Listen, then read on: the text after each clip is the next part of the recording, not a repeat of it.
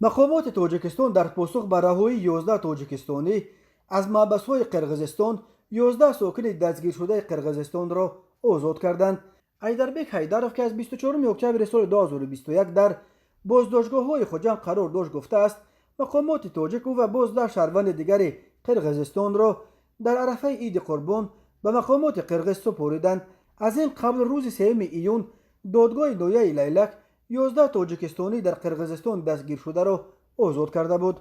مناسبت‌های تاجیکستان و قرقیزستان بخصوص از پایان ماه اپریل سال 2021 به این طرف دوران سختی را پس سر می‌کند. قرقیزستان از ماه می سال 2021 مرزش را با تاجیکستان پوره بسته است. در 14 ماه آخر در مناقشه‌های مسلحانه در مرز این دو کشور حدود 60 نفر کشته و تقریباً 270 تن دیگر زخمی شدند. ایدربک حیدرов روز 2 ایول سال 2022 به رادیو ازاتک گفته است که از 24 اکتبر سال 2021 در بازداشتگاه شهر خوجند تاجیکستان قرار داشت. در عرفه عید قربان او و 12 قرقیزستانی دیگر را که نیز در تاجیکستان در بازداشت قرار داشتند به مقامات قرقیزستان سپردند. این معلومات را هنوز مقامات رسمی دو کشور شرح ندادند، ولی عمربای حیدرov پدر ایدربک هم رهایی پسرش را تصدیق کرده گفته است که آزاد شده و خود را خوب حس میکنند. آنها را در نزد گذرگاه قزلبیل ولایت بادکند به جانب قرقیزستان سپردند. در مجموع 11 نفر را آزاد کردند.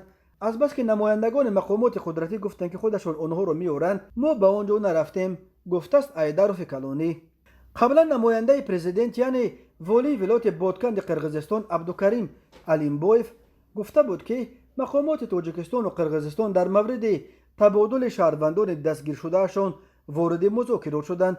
در نتیجه روز 3 میلیون سال جاری دادگاه نویه لیلک 11 شهروند تاجیکستان را که با اتهام عبور غیر قانونی مرز دستگیر شده بودند هر کدام 50,000 سوم جریمه بسته آزاد کردند. این ساکنان نویه جبو رسولوف در یک انبار انگشت در شهر رزاقوف کار میکردند.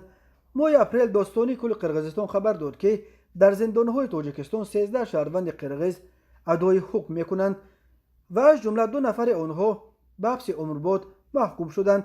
ماه فوریه یک وکیل پارلمان قرقیزستان خبر داد که طی سال 2021 مقامات تاجیکستان 39 شهروند قرقیزستان را با اتهام عبور غیر قانونی مرز دستگیر کردند. جانب تاجیکستان درباره شماره شهروندان در قرقیزستان بازداشت یا محکوم شدهاش آمار دقیق تا حال نشر نکرده است.